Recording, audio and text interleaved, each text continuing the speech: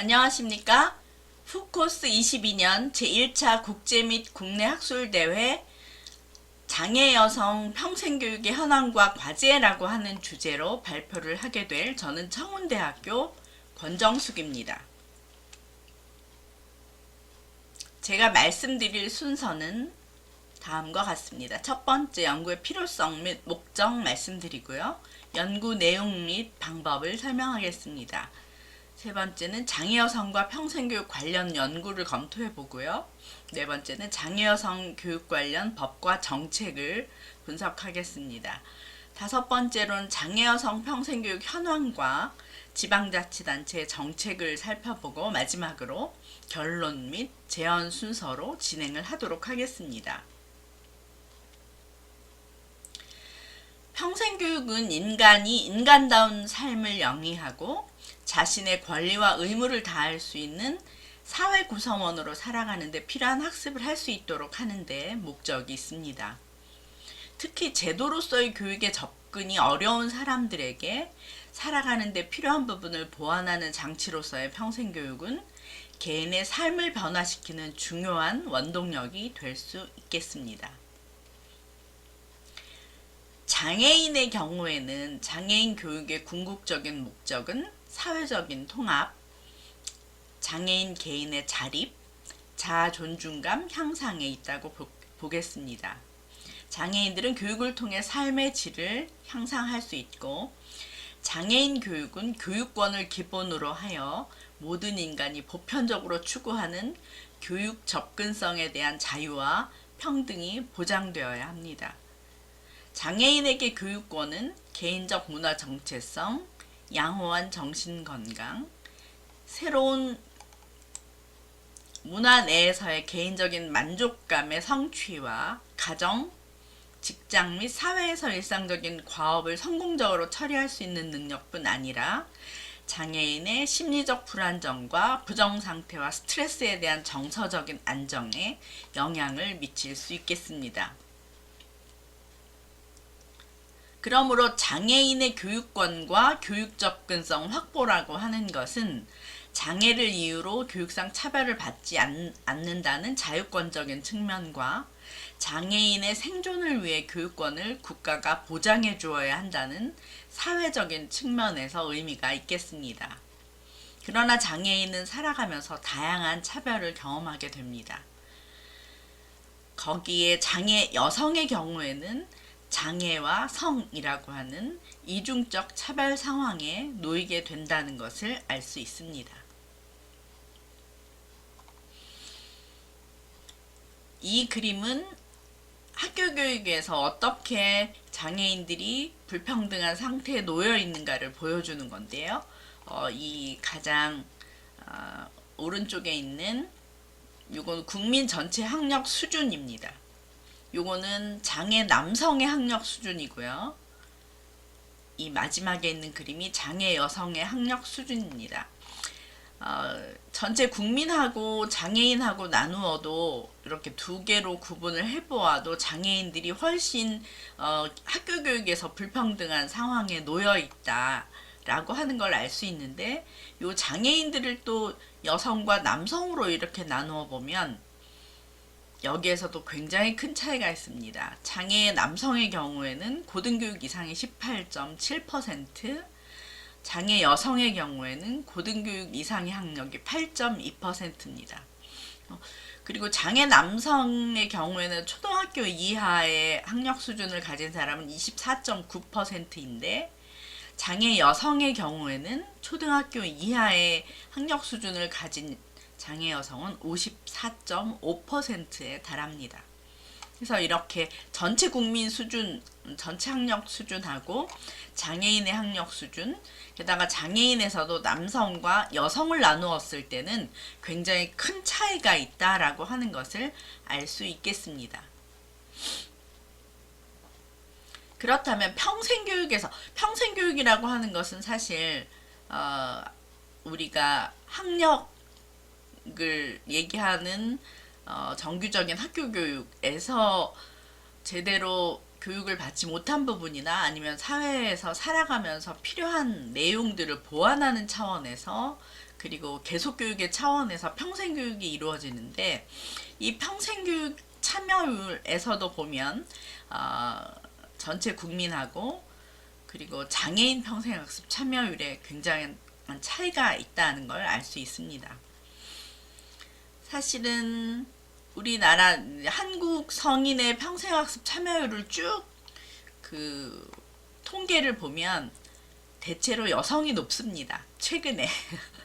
그래서 이제 성별로 이렇게 나눠보면 2020년에는 남성 39.7%, 여성 40.3%, 2020년에 이런 통계가 나와 있는데, 이렇게 나누어도 여성이 좀 높습니다. 모든 평생교육 통계를 보면 대부분 여성의 통계치가 최근에는 늘 높게 나옵니다. 근데 장애인 평생교육을 보니까 실제로 여성의 평생학습 참여율이 낮다라고 하는 것을 보고 제가 이거는 이유가 뭘까라고 하는 것을 관심을 가지면서 이 연구를 하게 됐습니다. 장애인 실태조사에서는 2020년 장애인 실태조사 안에 평생학습 경험이 있는가 라고 하는 질문이 있거든요. 거기에서 평생학습 참여 경험은 장애인의 경우 0.9% 경험이 있다라고 대답한 사람들이 0.9%였습니다. 2020년 장애인 평생교육 현황조사에서는 평생교육기관의 장애인 학습자는 남성이 57.3%, 여성이 42.7%로 여성의 비율이 더 낮습니다. 근데 장애인 실태조사는 전체 장애인을 대상으로 하는 통계 결과이고요. 그리고 이 장애인 평생교육 현황조사는 장애인들의 평생교육을 통계를 내기 위해서 장애인 평생교육이 이루어지는 기관에 속해 있는 학습자들을 조사하는 결과입니다. 그래서 이 두 개의 결과가 사실은 다르게 나오는데요. 통계치에서도 아마 확인하실 수 있을 겁니다. 그래서 제가 연구하려고 하는 것은 장애 여성의 평생교육의 특성을 한번 분석을 해보고, 장애 여성의 평생교육의 현황을 분석해서 장애 여성 평생교육의 지원 방안을 제시하고자 하였습니다. 그래서 연구 방법으로는 첫 번째, 장애 여성 평생교육 관련 선행 연구를 검토해 보았고요. 두 번째는 장애 여성 실태조사 보고서와 통계 자료를 분석했습니다. 세 번째로는 장애인 평생교육 정책과제 개발 보고서들을 분석했습니다. 이러한 결과를 토대로 장애 여성 평생교육 현황을 밝히고 과제를 제안하고자 합니다. 먼저 장애 여성과 평생교육 관련 연구를 살펴보았습니다. 이 장애 여성과 평생교육 관련 연구를 쭉 훑어보니까 첫 번째는 장애 여성이 연구에서도 매우 소외되어 있다라고 하는 결론을 얻었습니다. 왜냐하면 장애 여성 평생교육 관련 주제를 가진 논문이 많지가 않았습니다. 사실은 그 이전에 장애 여성 평생교육 관련 주제도 별로 없을 뿐더러 2020년에 장애 여성 평생교육 관련해서 나온 논문으로 이렇게 대표적인 거 3가지를 제가 제시하고 있습니다. 최현주, 김대영, 김호연이 연구한 시각장애 여성의 무용 프로그램 개발 연구, 김종천의 지체장애를 가진 비문의 성인 여성의 자문화기술지 연구, 최선경의 여성 장애인의 역량 강화를 위한 정보화 교육 지원 방안 연구 정도가 장애 여성 평생교육 관련 주제 연구였습니다. 그래서 이제 평생교육을 빼고 장애 여성을 대상으로 하는 연구는 얼마나 있는가 살펴봤습니다. 장애 여성에 관한 연구는 이제 1999년에 좀 있었고요. 1912년, 1903년, 2003년, 2004년 뭐 이렇게 가지고 몇 개 연구, 실태조사 연구였어요. 주로 실태조사를 통해서 자료 수집과 동향 파악을 기반으로 필요한 정책을 제언하는 이런 강민희, 김미옥, 강민희와 김고은, 김은정, 문혜숙, 오혜경, 김미옥, 이문자의 연구들이 있었습니다.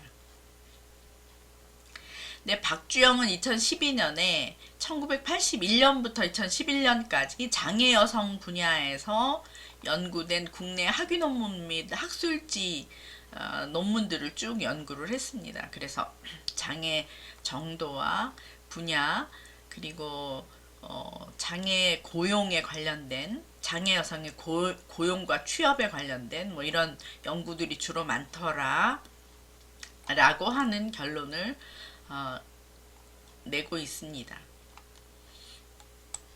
그 다음에 이제 신숙경이 2020년에 이 장애 여성을 대상으로 하는 연구를 쭉 훑어보고 있는데요. 1999년부터 2020년까지 28개의 학술지 총 92편의 논문을 연구 주제, 연구 대상, 연구 방법적인 측면에서 분석을 하고 있는 연구가 있었습니다. 그래서 장애 여성 평생교육에 관한 연구도 엄청 숫자도 적고 그리고 장애 여성을 대상으로 하는 연구 자체도 사실은 많지 않더라라고 하는 것이 선행 연구를 살펴보면서 얻은 결론이었습니다. 다음으로는 장애 여성 교육 관련 법과 정책을 한번 살펴보겠습니다. 실제로 이제 장애 여성을 타겟으로 하는 아예 그 정책의 대상으로 하는 법과 정책이 어떤 것이 있는지 한번 볼 건데요.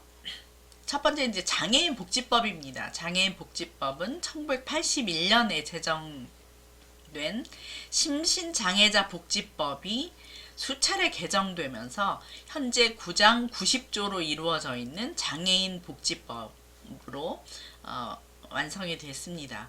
장애인의 인간다운 삶과 기본적인 권리 보장을 위한 국가와 지방자치단체의 책임을 명시하고 있습니다. 특히 장애인의 의료, 교육, 직업, 생활 등에 관한 지원의 필요성과 실질적인 서비스를 포함하고 있어서 장애인의 복지와 사회활동 등 사회통합을 보장하는 대표적인 법이라고 할 수 있겠습니다. 이 법 제7조에는 여성 장애인의 권익보호 등이라고 하는 조항이 정해져 있어요.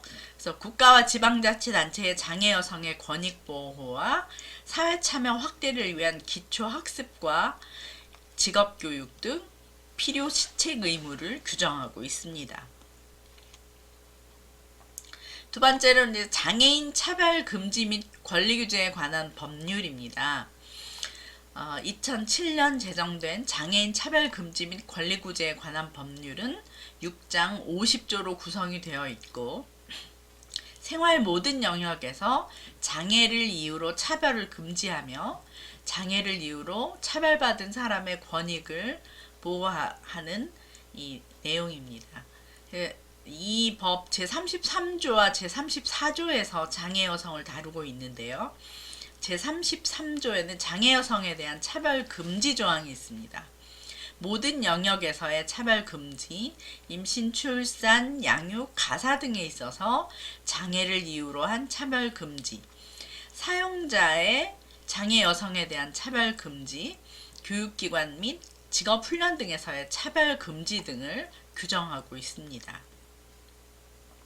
제34조에는 장애 여성에 대한 차별 금지를 위한 국가와 지방자치단체의 의무를 규정하고 있는데요. 국가 및 지방자치단체는 장애 여성에 대한 차별 요인 제거를 위한 정책 및 법제 정비 등 적극적 조치를 강구하고 통계 및 조사 연구에서 장애 여성을 고려하고 정책 결정과 집행 과정에서 여성 장애인의 기회 제한 규제 금지를 규정하고 있습니다. 다음으로는 경력 단절 여성 등의 경제활동 촉진법입니다. 2014년 제정된 경력 단절 여성들의 경제활동 촉진법은 임신, 출산, 육아와 가족 구성원의 돌봄 등의 이유로 경제활동을 중단하였거나 경제활동을 한 적이 없는 여성 중에서 취업을 희망하는 여성에게 경제적 자립과 자아실현 등 경제활동 촉진을 위한 종합적인 대책을 마련하고 필요한 행정적, 재정적 지원 방안을 마련해야 하는 것을 목적으로 16조로 구성이 되어 있으며 여성 장애인에 대한 규정은 제3조와 제10조에서 장애 여성을 규정하고 있는데 제3조 국가 등의 책무에서 국가와 지방자치단체는 경력 단절 여성의 경제활동 촉진에 관한 시책을 세우고 추진함에 있어서 장애 특성 등을 고려해야 한다라고 하는 조항과 제10조 직업교육 훈련에서 경력 단절 여성의 경제활동을 촉진하기 위해서 관련 기관에서 직업교육 훈련을 실시하도록 지원하는 것을 규정하고 있습니다. 다음으로 평생교육법인데요. 2019년에 일부 개정 시행된 평생교육법에서 장애인 평생교육에 관한 내용이 신설됐습니다. 제19조 2항, 20조 2항, 21조 2항에 장애인에 대한 조항이 신설되었습니다. 제19조 2 국가장애인 평생교육진흥센터에서 국가는 장애인의 평생교육 진흥과 관련된 업무를 지원하기 위하여 국가장애인 평생교육진흥센터를 두는 것과 업무를 규정하고 있고 제20조 2 장애인 평생교육 시설 등의 설치에서 국가 지방자치단체 및 시도교육감은 관할 구역 안의 장애인을 대상으로 평생교육 프로그램 운영과 평생교육 기회를 제공하기 위하여 장애인 평생교육 시설을 설치 또는 지정 운영할 수 있음을 규정하고 있습니다. 또 제21조 2 장애인 평생교육 과정에서 다양한 법에 따른 장애인 평생교육 과정이 설치 및 운영되어야 하며 교육 프로그램이 개발되어야 함을 규정하고 있습니다. 사실 평생교육법에서는 장애 여성을 특정하고 있지는 않습니다만 평생교육법 안에 장애인 평생교육에 관련된 조항이 들어갔다라고 하는 걸 말씀드립니다. 다음으로는 이제 평생교육법 시행 계획 안에 제5차 특수교육 발전 5개년 계획과 제4차 평생교육 진흥 기본 계획에도 장애인 평생교육에 대한 내용이 들어가 있습니다. 여기도 물론 이제 장애 여성에 대한 구체적인 내용이 있는 건 아니지만 이 두 계획 모두 평생교육법에 따라 장애인 평생교육에 대한 국가 책무를 강조하고 국가와 지방자치단체 차원의 장애인 평생교육 추진체계를 구축하고 다양한 형태의 장애인 평생교육 프로그램 확대를 목표로 제시하고 있습니다. 특히 제5차 특수교육 발전 5개년 계획은 장애인을 중심으로 한 평생교육 지원체제 구축과 프로그램 시행을, 제4차 평생교육 진흥 기본 계획에는 일반 평생교육 지원체제 내에서 추진할 수 있는 장애인 평생교육 지원 방안을 강조하고 있습니다. 특히 장애인 평생교육 활성화 방안 2019년에 마련된 장애인 평생교육 활성화 방안에는 여성 장애인 실태조사와 맞춤형 평생교육 지원을 제시하고 있습니다.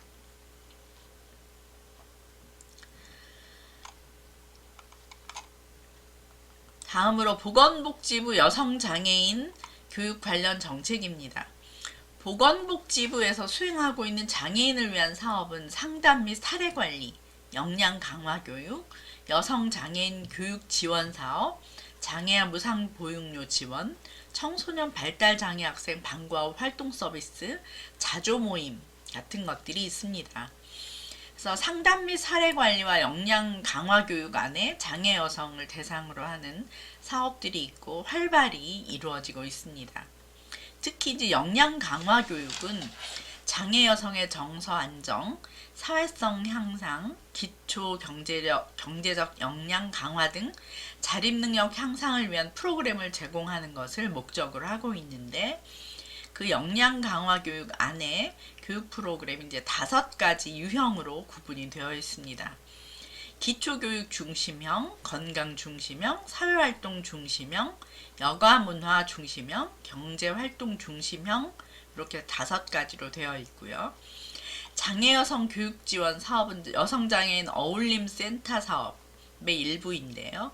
이 교육지원 사업은 지역사회 내 자원과의 연계를 바탕으로 제도권 교육을 충분히 받지 못한 여성 장애인을 위한 프로그램으로 한글 교실 및 검정고시반, 인터넷 초급 교육, 운전면허 취득 교육, 초급 외국어 교실 등과 같은 기초학습, 인문, 사회체험, 보건, 가족교육을 운영하고 저소득, 저학력 장애 여성을 우선 지원하고 있습니다.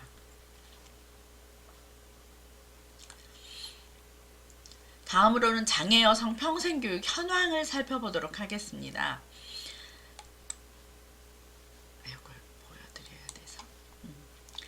예, 자료는 2020년 장애인 실태조사와 2020년 한국 성인 평생학습 실태조사 2가지입니다. 2020 장애인 실태조사와 2020 한국 성인 평인학습 실태조사의 결과인데요. 요거를 이제 평생학습 참여율과 평생학습비로 한번 나누어서 비교를 해보았습니다. 2020 장애인 실태조사에서 남녀의 성인학습 참여율은 여성은 2.5%, 남성은 1.9%, 그리고 평생학습비는 만원 단위로 했을 때 여성은 54만 3천원, 남성은 30만원. 그래서 여성이 훨씬 더 참여도 많이 하고 있고 평생학습, 자부담하는 평생학습비가 훨씬 많다라고 하는 걸 아실 수 있겠습니다. 2020 한국 성인 평생학습 실태는 여성과 남성을 비교를 해봤을 때 여성이 더 높습니다. 그리고 학습비도 여성이 더 많이 부담하는 것을 알 수 있습니다.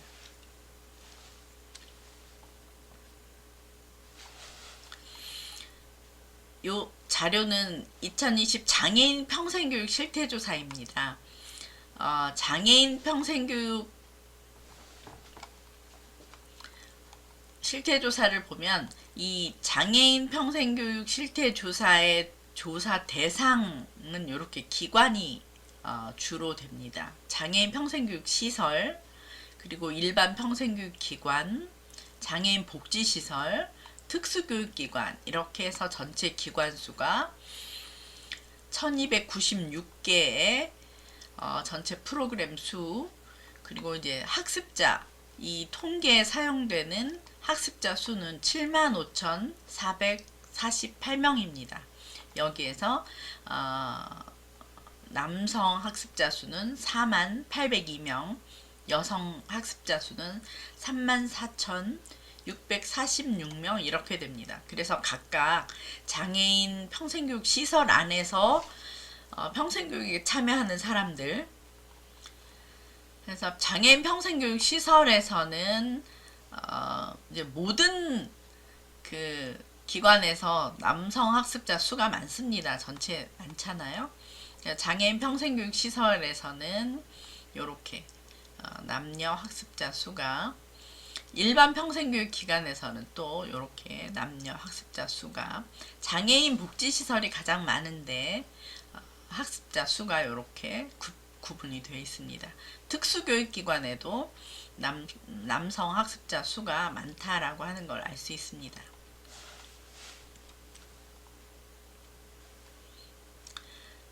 다음으로는 이제 장애인 평생학습 참여 유형입니다. 이것도 이제 장애인 평생교육 현황 조사 결과인데요.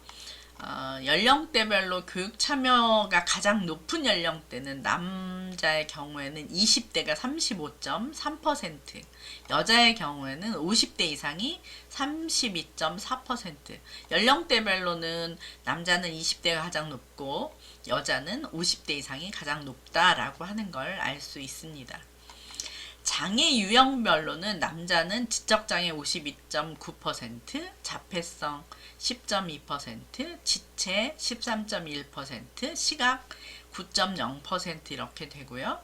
요 여자의 경우에는 그러니까 평생 조금 아까 보여드린 평생 장애인 평생교육 시설에서 장애인 평생교육이 이루어지고 있는 기관 단체에서 학습에 참여하고 있는 장애 유형이에요. 지적장애는 51.9%, 자폐성 4.6%. 이렇게 볼 때 인지장애를 가지고 있는 사람들의 참여율이 가장 높습니다. 지체장애는 18.2%, 시각장애 5.7% 순입니다.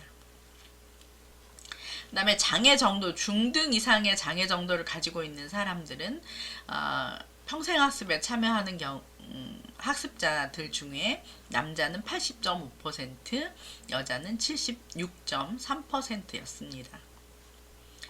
그리고 이제 이 평생교육에 참여하는 그 응답자들이 평생학습에 참여하는 이유 1순위가 사회구성원으로 살아가는데 필요한 것을 배우기 위해라고 응답한 분들이 45.0%, 남자의 경우에 45.0%, 여자의 경우에는 42.2%. 이게 이제 1순위에 해당하는 응답이었는데 이렇게 차이가 있습니다.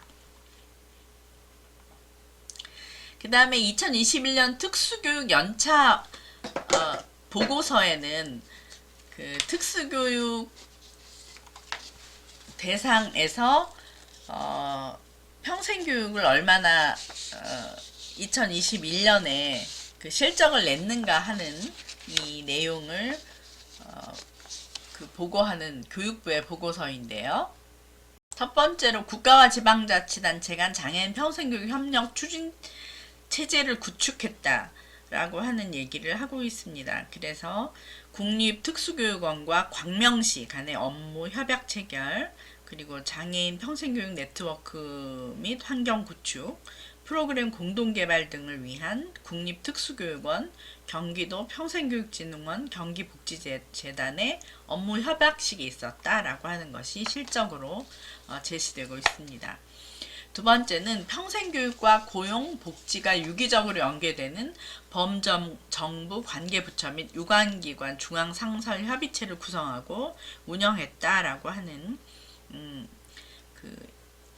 보고가 있고요. 세 번째는 지역 기반 장애인 평생교육 프로그램 개발 운영과 찾아가는 프로그램을 운영했다라고 하는 것들을 보고하고 있는데 5개 주제별 장애인 평생교육 프로그램 개발, 그리고 시도의 22개 평생교육기관의 42개 프로그램 운영, 그리고 4개 평생교육기관에는 그 장애인 거주시설, 읍면 지역 등 이동이 어려운 곳에 거주하는 교육생에게 찾아가는 프로그램 8개의 프로그램을 운영했다고 보고하고 있습니다. 그리고 장애인 평생교육 관련인 교육으로 역량 강화를 통한 내실 있는 그 평생교육 교육 지원 환경을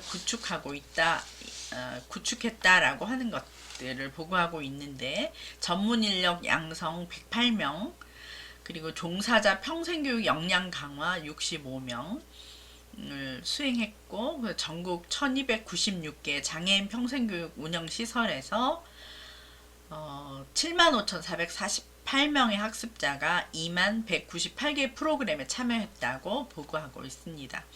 그렇지만 여기에서도 역시 장애 여성을 대상으로 하는 평생교육 프로그램이 어떤 게 있었는지, 그 안에 장애 여성의 숫자는 얼마나 되는지는 확인할 수 없었습니다.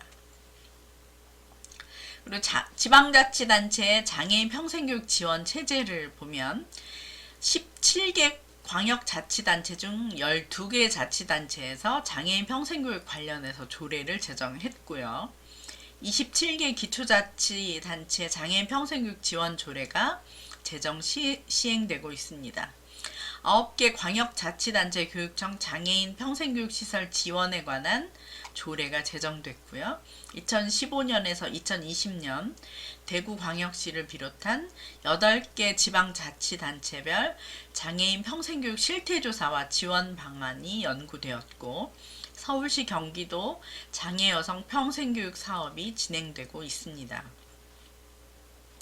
광명시 평생학습관은 장애인 평생교육을 하나의 카테고리로 만들어서 2021년에 28개의 프로그램이 운영되고 있다고 홈페이지에서 확인을 했습니다. 대부분의 지자체나 기초자치단체 여성장애인 평생교육 사업은 보건복지부 예산으로 여성장애인 복지관이나 장애인 복지관 중에 몇 곳을 선정해서 프로그램 운영 예산을 지원하는 형태로 운영이 되고 있었습니다. 그리고 각 시도 평생교육진흥원 사업도 장애인 평생교육 프로그램 공모 사업으로 진행이 되어서 실제로 여성 장애인을 정책 대상으로 하거나 주 대상으로 하는 사업은 많지 않았다라고 하는 걸 알 수 있었습니다. 결론을 말씀드리자면, 첫 번째, 장애 여성 평생교육이나 장애 여성에 대한 연구가 매우 적다. 학문적인 무관심 상태에 놓여 있다라고 하는 걸 알 수 있었습니다. 두 번째는 교육에서의 소외를 확인했습니다. 형식 교육과 비형식 교육 모두에서 장애 여성은 매우 낮은 참여율을 보였다라고 하는 걸 말씀드리겠습니다. 세 번째는 현황 파악이 어려웠다라고 하는 겁니다. 연구도 굉장히 적었고, 선행 연구를 살펴봤을 때도 적었을 뿐 아니라 각종 실태조사나 통계에서 장애 여성의 실태나 현황 파악하기가 굉장히 어려웠습니다. 마지막으로 정책 대상에서 소외되고 있다는 걸 확인할 수 있었습니다. 지방자치단체나 기초자치단체의 정책이나 사업에서 여성의 특성이 고려되지 않은 이런 정책들을 확인할 수 있었습니다. 그래서 이제 제언으로 세 가지를 말씀드립니다. 첫 번째는 장애 여성의 특성과 다양성에 대한 이해가 바탕이 되어야 되겠다라고 하는 겁니다. 장애 여성 교육권 보장을 위해서 장애 여성이 갖는 환경적인 특성과 다양성에 대한 이해가 바탕이 되어야 한다. 그간 장애 여성에 관한 정책들은 복지 위주의 정책들이었고, 최근에는 장애 여성의 모성보호와 폭력에 대한 정책들이 주류를 이루고 있습니다. 장애 여성에게 모성보호와 폭력에 대한 문제도 중요하지만, 장애 여성의 교육권 확보는 우리나라에서 교육이 곧 취업과 연결되기 때문에 장애 여성에게 교육권을 보장하는 것은 곧 취업과 고용으로의 연결고리를 갖도록 할 수 있습니다. 그래서 복지 분야에서는 건강과 모성보호, 폭력으로부터 안전 등을 제공하고, 평생교육 분야에서는 장애 여성들의 다양한 요구를 반영하는 프로그램을 제공하고 학습 환경을 조성하는 일이 시급하다고 할 수 있겠습니다. 둘째, 성인지적 통계가 필요하겠습니다. 장애 여성의 현실을 파악할 수 있도록 성인지적 통계가 필요합니다. 성인지 통계는 단순한 남녀 분리 통계를 넘어서 정책을 만들고 실행해 나가는 과정에서 특정 성별의 경험과 현실이 배제되거나 불평등한 현상이 일어나지 않도록 하는 중요한 기초자료입니다. 특정 정책이 여성과 남성에게 미치는 영향이 어떻게 다른지, 자원이 공평하게 배분되었는지, 정책 결과가 여성과 남성 간의 성별 격차를 해결하는 데 얼마나 기여하고 있는지를 확인할 수 있는 중요한 지표가 되고, 우리나라 여성발전기본법 제13조 3항에서도 성별 분리 통계를 해야 한다라고 얘기하고 있습니다. 앞에서 계속 제가 제시한 2020 장애인 평생교육 현황조사에서는 항목별 성별 통계치가 제시돼 있지만 2021 장애인 평생교육 현황 조사에서는 이 성별 그 통계치가 다 빠져버려서 하나도 확인할 수가 없었습니다.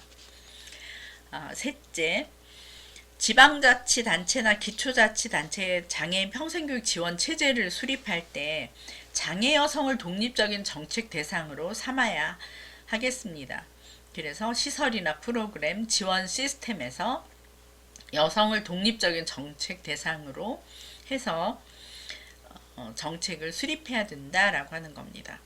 장애 여성은 학력에 있어서도 교육 요구에 있어서도 교육으로부터 배제되었던 이유나 교육에 참여하는 이유, 원하는 프로그램 등이 모두 남성 장애인과는 다른 특성을 지닙니다. 특히 여성을 독립적인 정책 대상으로 삼지 않을 경우 대부분 남성 중심의 정책이 나오기 마련입니다. 전지의 연구에 의하면 여성 장애인은 복지기관 이용에 어려움을 경험하는데 남녀가 함께 이용하는 장애인 복지관의 경우 남성 장애인 중심의 기관 운영으로 인해 여성 장애인의 욕구가 사업 운영에 적극적으로 반영되기 어려웠고 그 외 복지기관에서도 여성 장애인의 복지사업 이용 한계로 다양한 장애 특성에 대한 고려가 부족하고 여성 복지사업에서 여성 장애인의 배제, 필요한 서비스 양이 부족해 대기 시간이 길고 이용할 수 있는 시간대가 고정적, 제한적인 문제점을 가지고 있다고 지적하고 있고 최선경의 연구에서도 남녀 장애인의 디지털 정보 격차가 매우 커서 여성 장애인을 위한 지원센터를 별도로 두고 정보 문해를 위한 교육 지원을 해야 한다고 하는 주장과 맥을 같이 한다고 보겠습니다. 이상으로 발표를 마치겠습니다. 감사합니다.